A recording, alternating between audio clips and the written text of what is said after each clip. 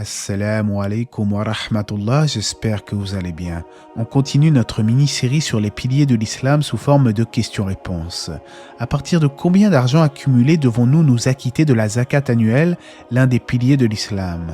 Si le hajj est obligatoire pour le musulman qui en a les moyens, qu'en est-il de la umrah?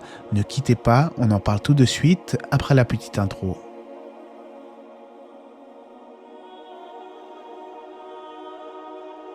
C'est quoi la zakat?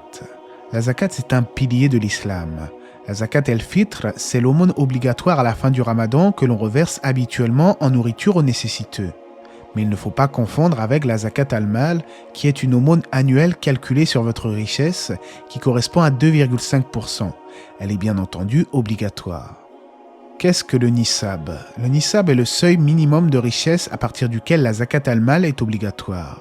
Si la valeur des biens en votre possession depuis un an excède ce nisab, vous devez alors vous acquitter de 2,5% de ce montant. Le montant du nisab varie en fonction du cours de l'or.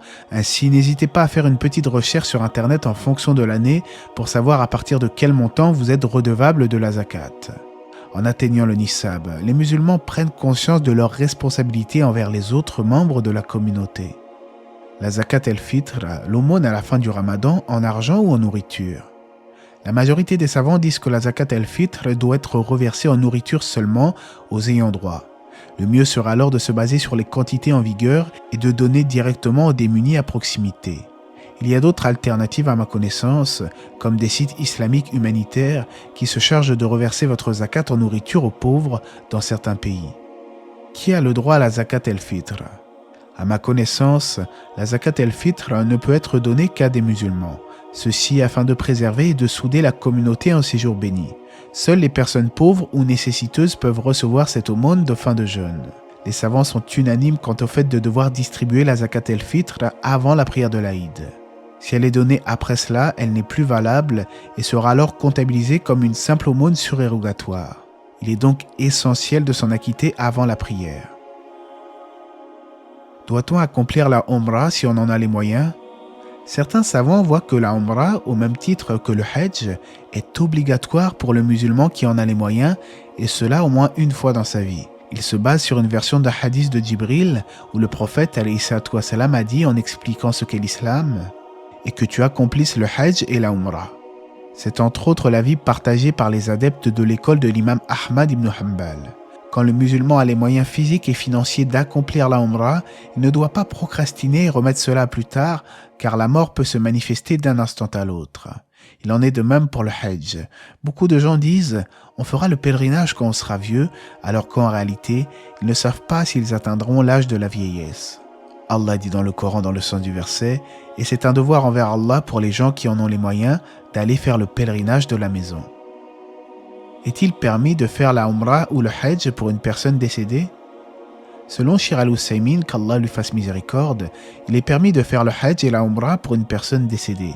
Comme l'avait rapporté l'imam Ahmad, une personne qui fait une bonne œuvre et dédie sa récompense à un musulman, mort ou vivant, sa récompense lui sera utile dans l'au-delà. Cependant, selon Sheikh al-Uthaymin, l'invocation d'Allah pour quelqu'un est ce qu'il y a de meilleur, et cela en vertu de la parole du prophète alayhi salatu wassalam. Lorsque l'homme meurt, ses œuvres cessent à l'exception des trois suivantes. Une aumône dont le profit demeure, une science utile aux hommes ou un fils vertueux qui invoque Allah en sa faveur. Est-il permis de répéter la umrah? Combien de temps doit se passer entre deux umrahs?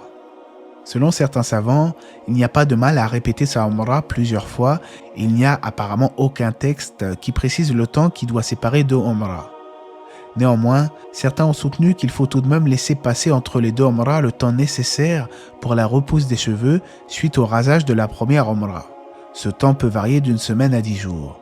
Sheikh Uthaymin rapporte de l'imam Ahmad qu'il faut répéter la umrah qu'une fois la chevelure complètement reconstituée.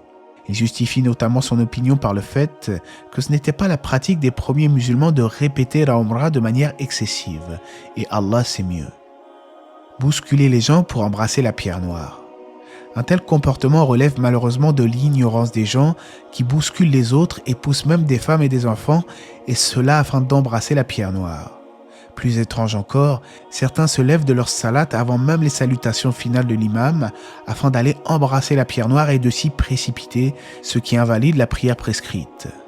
Déjà, le fait d'embrasser la pierre noire est une sunna qui ne doit se faire que pendant le tour effectué autour de la Kaaba.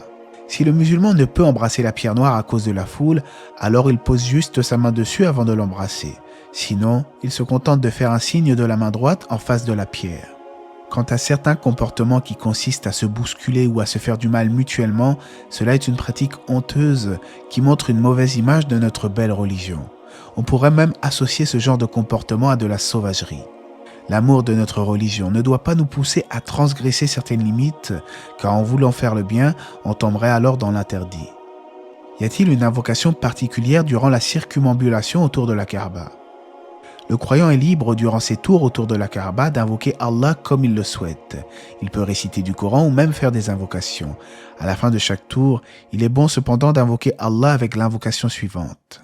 Seigneur, accorde-nous belle part ici-bas et belle part dans l'au-delà et protège-nous du châtiment du feu.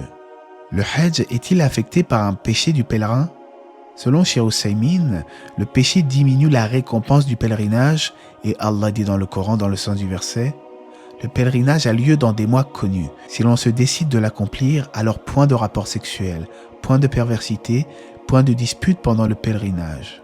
Certains savants vont même jusqu'à dire qu'un péché corrompt jusqu'à la validité du pèlerinage, étant donné qu'Allah l'a formellement interdit. Toutefois, la majorité des savants disent plutôt que le péché n'invalide pas le Hajj, car des gens font de tels actes qu'ils soient en état d'ihram ou durant leur vie de tous les jours. En d'autres termes, le péché diminue la récompense du pèlerinage, un peu comme celui qui fait de mauvaises actions durant son jeûne du mois de Ramadan. Son jeûne perd ainsi de sa valeur auprès d'Allah, mais il n'est pas forcément caduc. Allah sait mieux, j'espère que ce petit rappel vous aura été profitable, que la paix et les bénédictions d'Allah soient sur le prophète, sa famille et ses compagnons.